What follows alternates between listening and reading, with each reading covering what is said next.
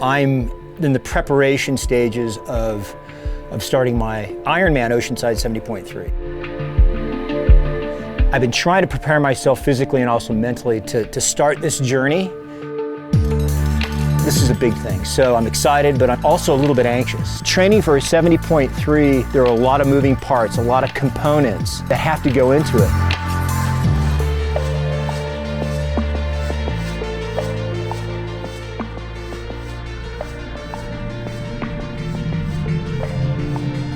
So tomorrow morning, I'm meeting up with Morgon Latimore, my swim coach. What's going on, guys? Just want to introduce myself, Coach Morgon Latimore. Use your resilience to be great. Friday, what you gonna do, baby? And he's a master swimmer, he's a Marine, he's also an Ironman coach. And I'm pretty excited about it. But I'm a little anxious because I strained my back. I hurt my lower back pretty badly. And I'm hoping that he can kind of work me through this.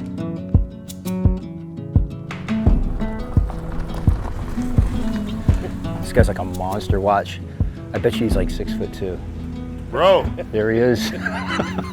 There he is. What's up, man? How you doing? What's going on, bro? So good to finally see you face to face. Man. I'm really excited to get this journey going and to get in the water with you. You sure? Yeah. No, I am. I'm pumped up, man. Yeah. Yeah. I know that your back is a little bit tight from all the fishing that you've been doing lately and working, so I want to kind of do some dynamic warm-up. He gave me a couple of great tips before hitting the pool, and then I kind of hit my stride after a few laps. What I've been experiencing is the free swimming has absolutely nothing to do with surfing, has nothing to do with spearfishing, has nothing to do with like diving, nothing. The biggest thing that Morgon taught me was that I can swim. He built that confidence in me, just through a few strokes and working with me. Then we went to do an ocean swim. To be honest, I was working through that. I was in a lot of pain. And ocean swimming, though I've been on the water my entire life, surfing, diving, body surfing, it's a whole different ballgame.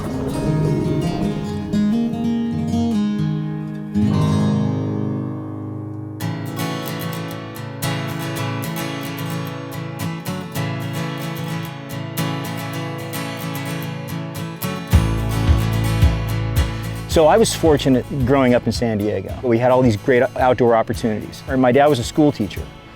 He made a point every summer that he and I would go do a road trip. It was crazy because he would just let me run wild. I mean, I would run wild in the Sawtooth Mountains. He would say, okay, you can go out and you know, you can fish, you can hike, but take this whistle with you, and if you get in trouble, just blow the whistle. A really great achievement for me as a young boy. I was probably 10 at the time.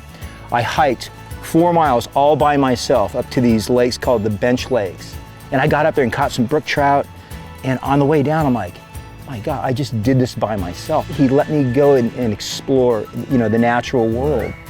Those are some of the most valuable, you know, days growing up for me.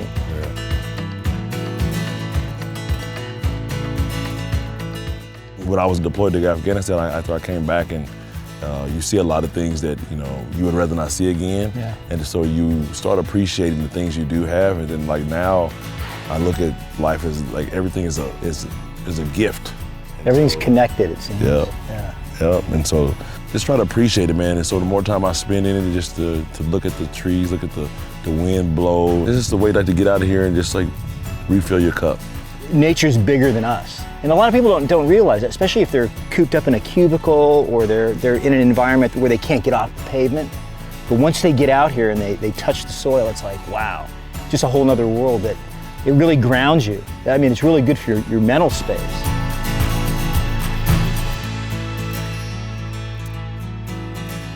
The most valuable piece of advice Morgon gave me was, after doing a few laps in the pool, I was pretty gassed. And I pulled up to the edge of the pool, and Morgon was hovering over me, and I look up, and he mentioned my father.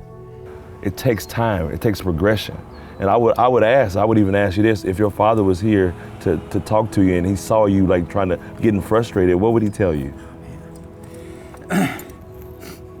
And I was frozen in that moment, thinking about my dad, thinking about effort, thinking about strength, thinking about everything that was going through my head at that point. He hit me with that.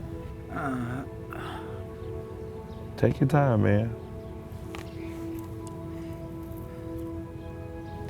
It was a very vulnerable moment, but it was a very important moment. Just stick with it.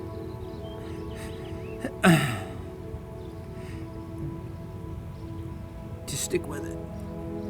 And that's the key. And you'll get it. That's IRONMAN.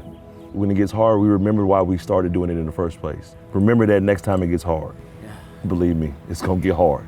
It's gonna be hard on race day, it's gonna be hard in training, it's gonna be hard in life. You're gonna have to learn how to find that fluidity in your life and then harmony between everything that you do. Remember that. That's your thing.